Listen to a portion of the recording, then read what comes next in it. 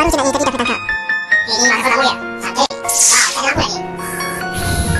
Sebenarnya saya bersama dan asyik apa cerita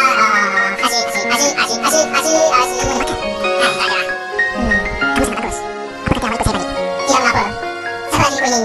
Tak boleh. Tak payah duduk sini lagi. Saya tengok awak punya badan, saya tahu awak ada bakat. Tapi saya Saya tahu awak ni memang berbakat. tapi Awak berbakat. Awak berbakat. kamu yang tahu. Enak, ambil berat sekali. Nanti saya kalau kamu boleh ayah saya di sini. Aku kira. Memang saya tak sihat.